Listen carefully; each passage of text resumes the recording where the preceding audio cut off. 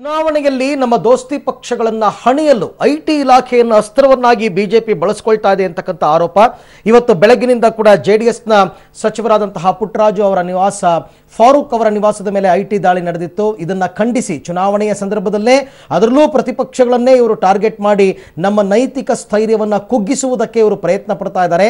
ಅಂದ್ರೆ ಸ್ವಾಯತ್ತ ಸಂಸ್ಥೆಯನ್ನು ದುರ್ಬಳಕೆ ಮಾಡ್ಕೊಳ್ತಾ ಇದ್ದಾರೆ. ಇದು ಕಡಿಮೆ ಆಗಬೇಕು, ಇದು ನಿಲ್ಲಬೇಕು ಅನ್ನೋ ನಿಟ್ಟಿನಲ್ಲಿ ಇವತ್ತು ಬೆಂಗಳೂರಿನ ಸಿಟಿಒ ಕಚೇರಿ ಮುಂಭಾಗದಲ್ಲಿ ಈಗಾಗಲೇ ಸಿಟಿಒ ಸರ್ಕಲ್ನಲ್ಲಿ ಪ್ರತಿಭಟನೆಯನ್ನು ಹಮ್ಮಿಕೊಂಡಿದ್ದಾರೆ ದೋಸ್ತಿಗಳು. ಅದರಲ್ಲೂ ಪ್ರಮುಖವಾಗಿ ಕಾಂಗ್ರೆಸ್ ಮತ್ತು ಜೆಡಿಎಸ್ನ ಬಹುತೇಕ ದೊಡ್ಡ ಮಟ್ಟದ ನಾಯಕರೆಲ್ಲರೂ ಕೂಡ ಇವತ್ತಿನ ಪ್ರತಿಭಟನೆಯಲ್ಲಿ ಪಾಲ್ಗೊಳ್ತಾ ಇದ್ದಾರೆ. ಪ್ರತಿಭಟನಾ ಸ್ಥಳಕ್ಕೆ ಈಗಾಗಲೇ ಮಾಜಿ ಪ್ರಧಾನಿ ಎಚ್.ಡಿ. ದೇವೇಗೌಡರು ಆಗಮಿಸಿದ್ದಾರೆ. ಇನ್ನೇನು ಕೆಲ ಹೊತ್ತಿನಲ್ಲೇ ಮುಖ್ಯಮಂತ್ರಿ ಕುಮಾರಸ್ವಾಮಿ ಕೂಡ ಬರ್ತಾರೆ.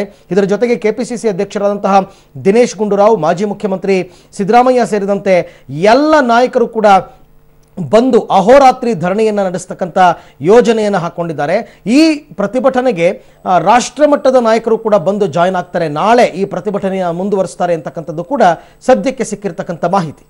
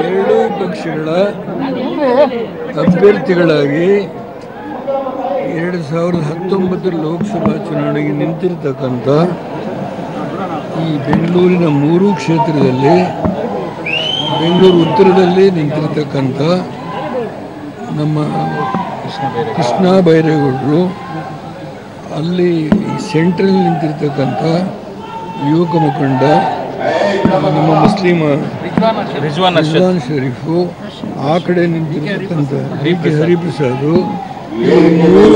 ಮೂರನ್ನೂ ಗೆಲ್ಲಿಸ್ತಕ್ಕಂಥ ಹೊಣೆಗಾರಿಕೆ ಎರಡೂ ಪಕ್ಷದ ನಾಯಕರುಗಳು ಕಾರ್ಯಕರ್ತರ ಮೇಲೆ ಬಿದ್ದಿದೆ. ಆ ಕೆಲಸನ ಕಾಯ ವಾಚ ಮನಸ್ಸ ಮಾಡ್ತೀವಿ. ಬನ್ನಿ, ಈಗ ಜೆಡಿಎಸ್ ಸಚಿವರ ಮೇಲೆ ಅದೆಲ್ಲ ಬಿಡಮ್ಮ, ಅದ ನೀವೆಲ್ಲ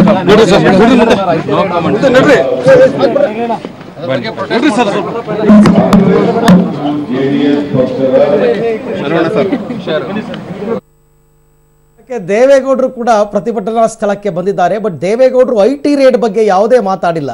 3 ಕ್ಷೇತ್ರಗಳು ಬೆಂಗಳೂರಿನಲ್ಲಿ ಇದೆ. ಆ 3 ಕ್ಷೇತ್ರಗಳಲ್ಲಿ ನಿಂತಿರ್ತಕ್ಕಂಥ ಅಭ್ಯರ್ಥಿಗಳನ್ನು ಎರಡೂ ಪಕ್ಷದ ನಾಯಕರು ನಾವು ಕಾಯ ವಾಚ ಮನಸ ಕೆಲಸವನ್ನು ಮಾಡಿ ಅವ್ರನ್ನ ಗೆಲ್ಲಿಸುವಂತಹ ಪ್ರಯತ್ನವನ್ನು ಮಾಡ್ತೀವಿ ಅಂತ ಪೊಲಿಟಿಕ್ಸ್ ಮಾತನಾಡಿದ್ರೆ ಹೊರತು ಐಟಿ ರೇಡ್ ಆಗಿದೆ. ಅದರಲ್ಲೂ ಕೂಡ ಅವರದ ಪಕ್ಷದ ಸಚಿವರ ಮನೆಯ ಮೇಲೆ, ಅವರ ಪಕ್ಷದ ಶಾಸಕರ ಮನೆಯ ಮೇಲೆ ಐಟಿ ರೇಡ್ ಆಗಿರ್ತಕ್ಕಂಥದ್ದು, ಅವರ ಪಕ್ಷದ ಮುಖಂಡರ ಮನೆಯ ಮೇಲೆ ಐಟಿ ರೇಡ್ ಆಗಿರ್ತಕ್ಕಂಥದ್ದು.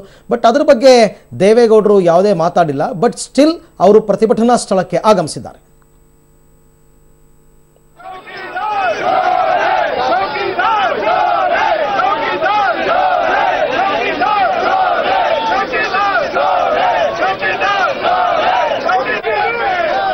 चौकीदार